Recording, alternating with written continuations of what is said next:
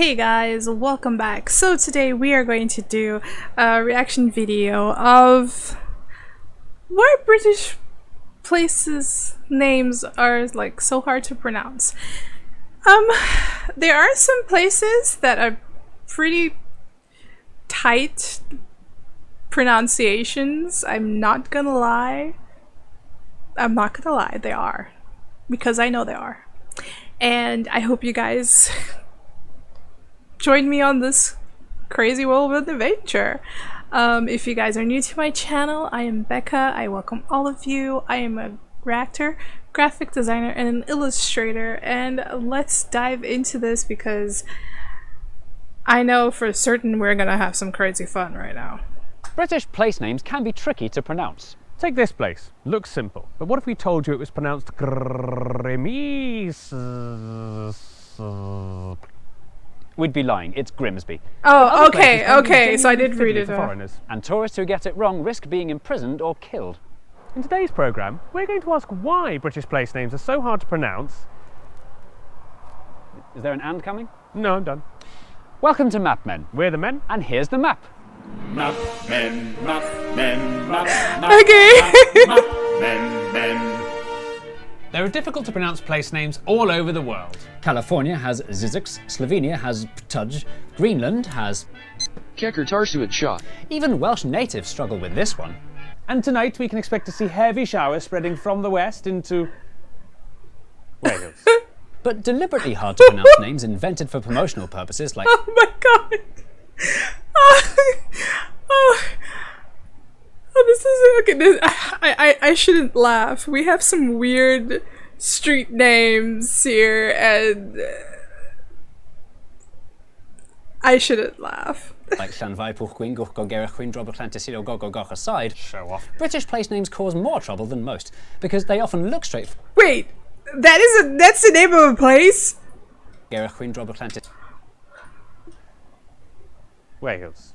But deliberately hard to pronounce names invented for promotional purposes like Llanfair Pwllgwyn, Gogorch aside, Show off. British place names cause more trouble than most because they often look straightforward but contain nonsensical phonetic traps that are impossible to predict. Try this one. Go on, say it out loud. I'm gonna suck at this so bad. From it? In your room or on your train. Wrong, it's not Frome. F-R-O-M-E, it should be blitheringly obvious, is pronounced Froome. But if you Froome! don't worry, you're in good company. Frome is officially the most mispronounced place name in Britain, and that's according to a proper survey. Excuse me, could you mispronounce Froome for me? Portsmouth. That'll do.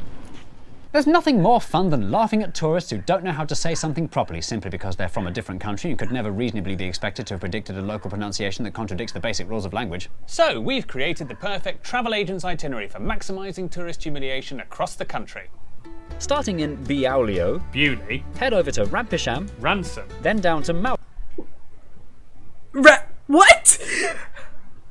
Mousehole. Mousehole, Next, travel north up to Towcester, Toaster, then a quick jaunt to Gotham, Gotham, followed by a stop in Quernmore, Quormer, before finishing up in Alnwick. Alnwick, which is near Newcastle. Or, as the people from the city itself say, Newcastle. When will they learn?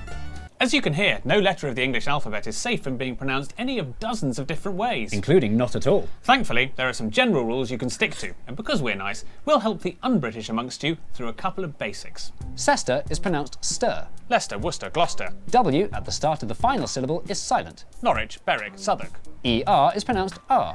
Berkshire, Clerkenwell, Hertfordshire. I am so lost. I pronounced half of these wrong all my life.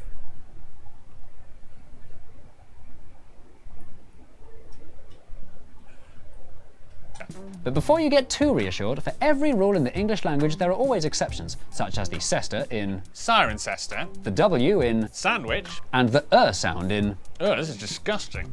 Oh, sorry, Berkhamsted. which is in Hertfordshire. The only way to be absolutely sure of pronouncing British place names correctly is to live here long enough to learn every single one of them, one at a time. Sorry. So who were the complete anchors that invented One these day. rules? It's time for an English lesson. To make an English language, you start with the base of Germanic Anglo-Saxon. Mix in a healthy dash of Old Norse, a huge dollop of Norman French, and just a barely detectable hint of Celtic. Trust me, it'll make all the difference. Stir it up for hundreds of years until the vowels really start to shift, and then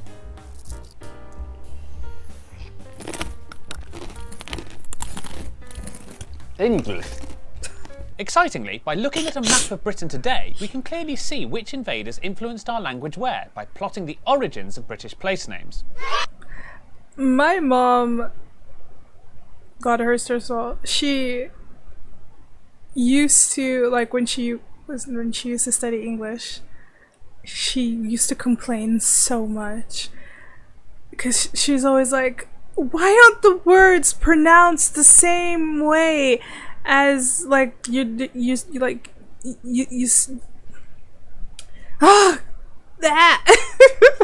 why aren't the words pronounced exactly the same way? You know, like, you write the words, not you pronounce. I said the same thing twice.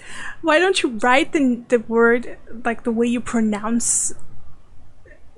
Because Portuguese, like, there are a lot of words that the way you pronounce it, that's how you write it. Japanese is another one. The way you pronounce it, that's how you write it. I mean, English was like really hard for her because of that. And English was like the first language that was is my first language and everything. But that I will not take away from her, because there are some words that you just read and you're like, why? You love the language, but why? This marvellous, messy, multicoloured map shows which languages different British place names belong to, and is a living history of our early settlers and subsequent invaders. The oldest place names here are of Celtic origin. This is where you'll find all the place names with words like Tre, Loch, Bryn and Aber. Such as Aberystwyth, meaning the mouth, Aber, of the River Istwyth. Which coincidentally is exactly where we find Aberystwyth today. Oh, cool. Celtic languages were once spoken all across the British Isles, but are now reduced to a small minority of mountain dwellers. And that's because low-lying Middle England Brits turned out to be more worse at resisting invading armies. First up were the Romans, who brought in Britain's Latin influences. Like the rumba? No, like boring Latin. Anywhere that ends in castor, cester, chester or xeter was a Roman fort, from the Latin word castra, meaning Roman fort. But the Romans didn't stay long, so although their naming system was long-lasting, the actual names they used weren't, which is perhaps unsurprising when we learn they used names like Castra Exploratorum and Belgic Oppidum, which was sensibly renamed Braintree. Next, in light pink, we have the biggest group, Germanic Anglo-Saxon. Any place containing the words Ham, Hurst, Lee, Bury, Ford, Port, Mere, Stead, Tunstall, Wick, Witch or Mere are of good old Anglo-Saxon origin and massively dominate southern England. Like Buckingham. Or a low-lying area of land belonging to an Anglo-Saxon called Bucca. Perhaps the most upheavaling thing to happen to Britain's place names was the Vikings, who swept in from Scandinavia in the 9th century, committing brutal crimes including rape, pillage and the renaming of small to medium-sized settlements.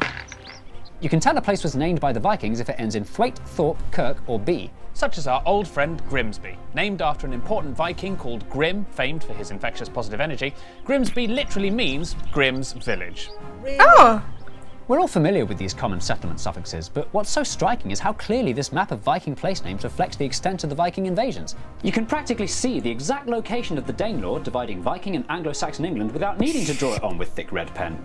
Following all these invasions, Britain was littered with place names that originated in different languages and accents, but the final thing that would make its place names truly unpronounceable was time. Over hundreds of years, locals who were too busy to pronounce all the syllables in Cester reduced it to stir to save time. But they couldn't read or write, so the spelling stayed the same. And while the English language has continued to gradually evolve, our place names haven't, resulting in a language landscape littered with phonetic booby traps. But what about Froome? Which linguistic group is responsible I for would Britain's never read that so-called as hardest Froome. place name? Unusually for a place name in England, Froome is from a surviving Celtic word, frama, which means fair, fine or brisk, probably describing the flow of its lovely river. It's not really surprising that the oldest language in these islands is the one that's drifted the furthest from pronounceability. So don't forget to join us for the next episode of Map Men. Is that the end of your sentence? Yeah, I'm done. Golly darn tootin' gee whiz, hot diggity woo! What are you doing? I'm putting on an American accent to fool my computer into thinking I'm in America. Yippee-ki-wee, buckaroo! Why are you doing that? because I want to watch all my favourite programmes on Netflix. But you've already got Netflix. Yes, but American Netflix has programmes that we don't get on UK Netflix, including, curiously, some British programmes. So that's why I'm doing this really convincing accent so that my computer will let me access all the content I want. That's actually very true. There's a lot of stuff that we don't get in Netflix. Aren't you going to tell me that's a really silly thing to do, and instead I should use Surfshark? Oh, we're doing an advert. It's an Surfshark is ad. an app and browser extension that lets you place your laptop or phone anywhere in the world, so you can access content that you may not usually be able to see in your country. Such as, for example, shows on US Netflix that you don't get in the UK, including The West Wing, Dexter, Broadchurch, The Walking Dead, Twin Peaks, All Dogs Go to Heaven, loads of James Bond films, the original Twilight Zone, Muppets Most Wanted, and Fiddler on the Roof. And those are just 10 examples from one streaming service in one country. Imagine the smorgasbord of content from across the planet you're missing out on without Surfshark. And it works on an Amazon Fire Stick, which means you can watch all this stuff on a proper telly. As well as country hopping, Surfshark makes your internet safer by masking your IP address, keeping your data private. Also, Surfshark is the only VPN that lets I you have like one them account too on an much because I'm unlimited number of actually devices. still Do you want watching to the try Surfshark ad. for your very self? Darn tootin'! Darn tooting indeed. Click the link in the description and use the code MAPMEN to get 84% off Surfshark, plus 4 months extra for free. And just between you and me, Surfshark offer a 30-day money-back guarantee, so there's no risk in trying it out, just to see if you like it. Surfshark sounds bonza, mate. G'day, shrimp and the barbie. Woollamaloo, It woollamaloo. works in Australia as well. Ah, Okay, they won me just with their ad. They won me with their ad. That was actually really cool. I don't know what's going on. Oh my god.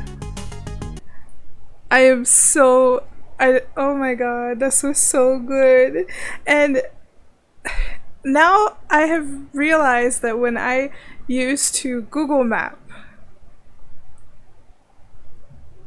I used to pronounce at least 75 of everything wrong. But this was actually really cool to know, like, the history of where the names come from and why some of the names are, like, really complicated to pronounce, especially for foreigners. That's actually really cool. I really like this.